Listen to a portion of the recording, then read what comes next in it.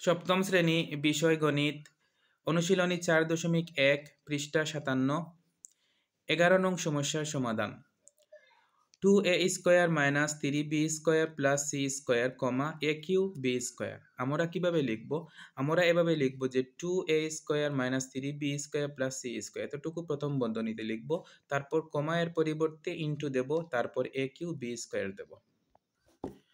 তাহলে আমরা লিখলাম 2a square minus 3b square plus c স্কয়ারটা দিলাম প্রথম বন্ধনীতে, তারপর into a cube b square. এবার আমরা কি করব? এবার আমরা দেখতে পাচ্ছি এখানে শুধুমাত্র একটি আছে আর এখানে আছে তিনটি। তাহলে এই 2 square into a cube b square, আবার এই 3b square into a cube b square, c square into a cube b square. তাহলে প্রথমে লিখব 2a square into a cube b square, তারপর বন্ধনী শেষ করব।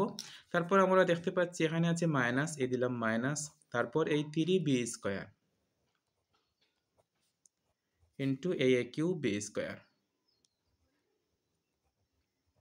তারপর এখানে আছে প্লাস, তাই আমরা দিলাম প্লাস। এবার এই c স্কয়ার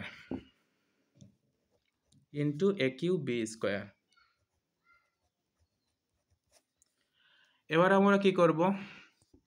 এবার আমরা হিসাব করব। এখানে আছে 2 আর এখানে কোনো কিছু নেই, তার মানে এখানে 1 আছে। 2 ইন্টু 1 ইকুয়াল টু 2।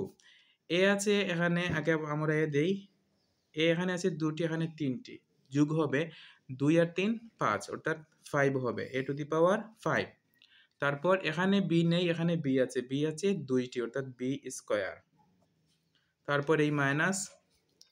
এবার এই 3 ইন্টু এখানে কিছু নেই মানে 1, 3 into 1 equal to 3।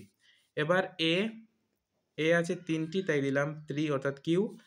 R B আছে এখানে দুটি আর এখানে দুটি, চারটি, বি টু দি পাওয়ার 4। তারপর এই প্লাস।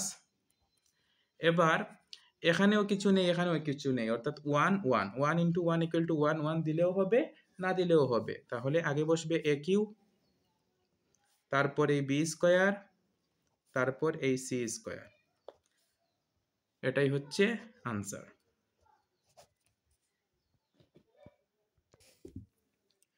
12 নং সমস্যার সমাধান x cube minus y cube plus 3xyz এতটুকু আমরা কি করব? বন্ধনীতে রাখবো, কমায়ের পরিবর্তে ইন্টু দেব, তারপর x to the power 4y। তাই লিখলাম বন্ধনীর ভেতরে x cube minus y cube plus 3xyz into x to the power 4y। এবার আমরা কি করবো? আগের মতোই, যেহেতু আমরা আগে করেছিলাম যে এখানে একটি আর এখানে তিনটি ছিল, যেভাবে করেছিলাম সেভাবেই করব। তাহলে প্রথমে কি করব? প্রথমে লিখব এই এক্স কিউ ইন্টু এই x two the power 4y, এতটুকু প্রথম বন্ধনীতে। এখানে আছে মাইনাস, তাই দিলাম মাইনাস, তারপরে এই ওয়াই কিউ ইন্টু এই x two the power 4y, তারপর এই প্লাস, এখানে আছে 3xyz into x two the power 4y।